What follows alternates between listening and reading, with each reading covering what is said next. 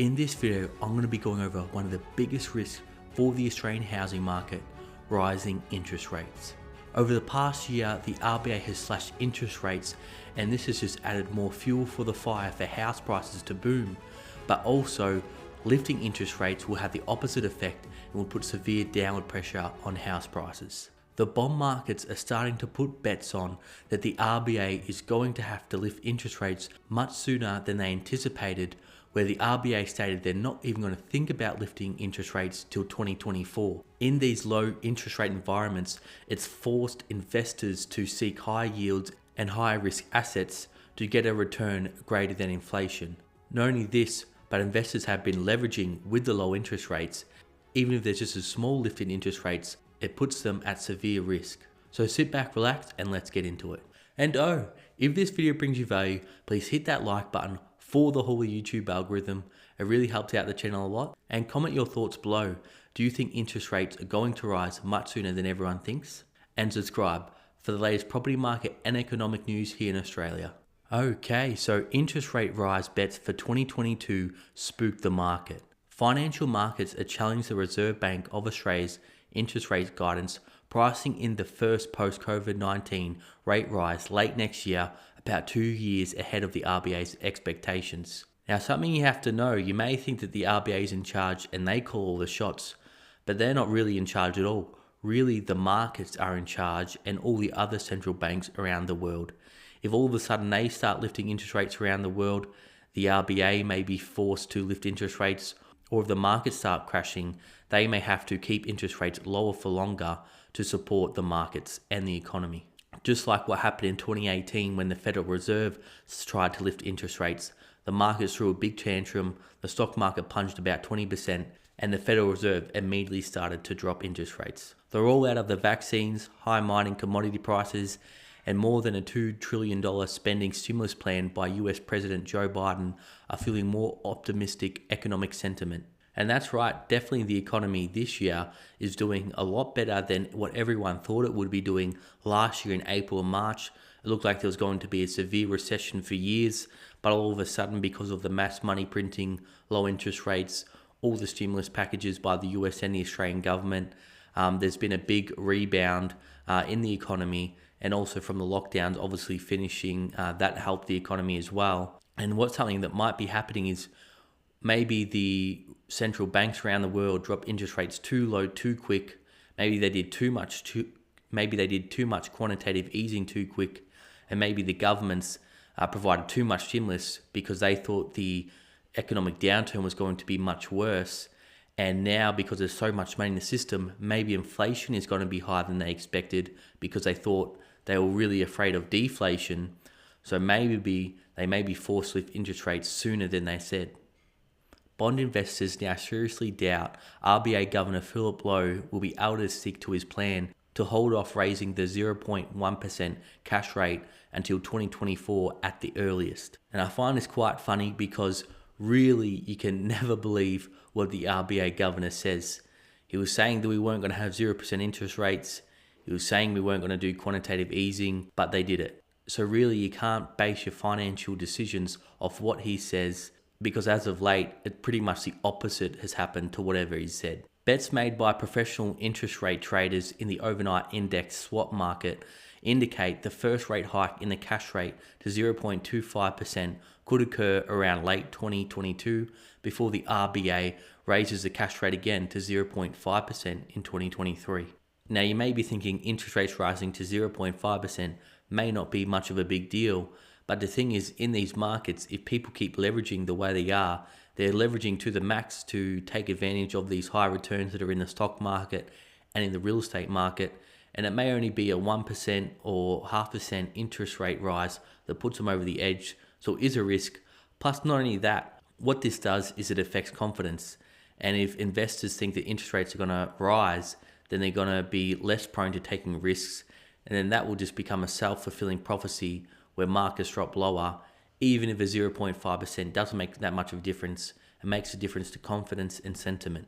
Commonwealth Bank of Australia interest rate strategist Philip Brown said the market has seemingly decided that the RBA will be raising rates in 2022. Well, so a lot of experts, or I guess you could say so-called experts, there's always experts making predictions in the media, are all betting that there's going to be an interest rate rise in 2022, something that nobody expected earlier in the year. So let me know, what do you guys think? We can't agree, he said. The board will not increase the cash rate until actual inflation is substantially within the 2 to 3% target range. For this to occur, wage growth will have to be materially higher than it currently is. Now, what do you guys think about the way they measure inflation with the CPI? I think they can manipulate it any way they want. The way they used to record inflation was by the increase in the money supply. We've had an increase of around 20 to 25% in the money supply. And I'm sure if all of you are looking at your cost of living, prices are rising much faster than 1-2%, which they're saying inflation is. And you may be wondering, why do they want to downplay the actual inflation number? And the reason why is because the government is leveraged to the max. There's mass margin on the stock market, and there's huge leverage in the property market. So if they actually reported inflation of, say, around 5 to 6, 7%, then the Reserve Bank would have to lift interest rates much higher, and this would send the markets crashing down. So this is why they want to underreport inflation, because the economy cannot afford for interest rates to go back up to even 3-4%. This will require significant gains in employment and a return to tight labour market. The RBA will update the market on the outlook at its meetings next Tuesday, when the bank is expected to reaffirm its expectations that interest rates won't rise from 0.1% until 2024 at the earliest. And I'll keep you all updated on what the RBA says in its meeting on Tuesday, so make sure you subscribe for that. But they keep saying we're definitely not gonna lift interest rates till 2024. And the reason why they're saying this, because they want confidence high, they want people to go out there, take on debt to stimulate the economy. The RBA has been buying billions of dollars of government bonds to suppress the yield on the 3-year government bond to 0.1% to give credibility to its forward guidance. And this is a policy the central banks is now starting to use. Is called forward guidance. Before, they would use things like lowering interest rates to stimulate the markets. And now they're starting to use something called forward guidance as a part of their monetary policy tools. And that's where they pretty much tell the markets what they're planning to do in advance, like how they're saying we're not going to lift interest rates till 2024. And this is why we're seeing 3-year fixed rate mortgages drop below 2%, because the RBA is targeting those yields on those government bonds to bring them really low so that banks can borrow cheaper and pass on those savings to customers. Not only this, but the government can borrow cheaper and use that for fiscal stimulus to support the economy. However, bond yields have spiked in recent days, prompting investors to warn of disorderly ructions in the bond market following a sharp sell-off that inflicted large losses on some traders on Monday. And if you guys saw, the Nasdaq fell over 2% on Monday. The S&P was down. We saw Bitcoin crash around 17%. So it definitely spooked some people in the markets that they're thinking the interest rates might rise sooner. Asset Management Chief Investment Officer Bill Bovingdon said it had been quite a wild ride. It really feels like a disorderly functioning in bond markets, he said. The lack of follow through in the RBA bond buying for its yield curve control has kind of spooked the markets a bit. So if all of you that aren't aware, the RBA started something called yield curve control. That's where they buy government bonds to reduce the yield on those government bonds, and they're targeting really the 3 and 5 year government bonds to bring those yields down to 0.1%.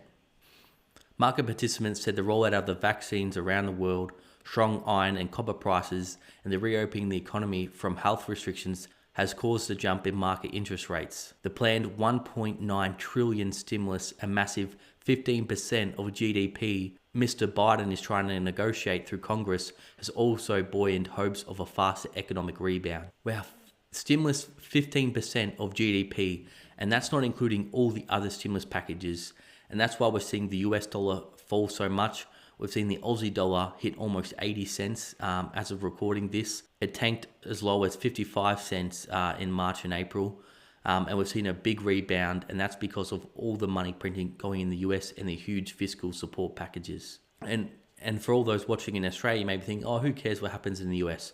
But the US is the biggest economy in the world, and whatever happens there will affect us here. It says the size of Biden's fiscal stimulus says the size of Biden's fiscal stimulus is kind of incredible and it's going to arrive around the same time they're about to reopen the country's economy. Okay, so let's see what the markets are telling us. Financial markets are pricing in a cash rate above 0.6% by April in 2024, contradicting the RBA's forward guidance that it does not expect to increase the cash rate until 2024. Investors have abandoned hope the RBA will roll over its 0.1% three-year yield curve control program to November 2024, which was previously an open consideration among traders and flagged as an option by Dr. Lowe. Before raising rates, the RBA wants to see actual inflation substantially within the 2 to 3% target range and wages growth to be materially higher than it currently is. The board does not expect these conditions to be met until 2024 at the earliest, Dr. Lowe said earlier this month. But, a lot can happen in 3 years, so it'll be interesting to see if they backflip on this statement, just like they did with dropping interest rates to zero and when they said they weren't going to do quantitative easing. So the Australian Financial Review asked Dr. Lowe on February 3rd how realistic it is that interest rates would not rise until at least 2024. Dr. Lowe said it was his best guess but clarified it was not a pledge. So it's pretty funny that the chairman of the Reserve Bank of Australia, probably one that should be the most financial knowledgeable in Australia, is just taking a guess here. Outlook Economics Director Peter Downs said there was a common misconception that the RBA sets interest rates. In a small open economy with free capital flows, they are set by two things: global interest rates and the state of the domestic cycle. The RBA board can alter the timing, but has little control over what they end up over time, he said. And that's what I was saying before.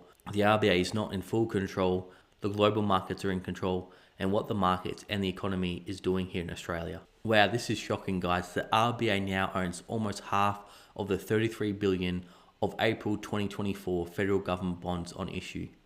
So that means the RBA owns half the debt of the 2024 government bonds, and they're really financing the government spending. The 10-year bond yield rose to 1.69% for the first time since May 2019, and the Australian dollar edged just above 79 cents. So this is very, very interesting this is going to be very, very interesting to see what's going to happen in the markets, if inflation is going to be higher than expected, and if the Reserve Bank is going to have to lift interest rates earlier than expected.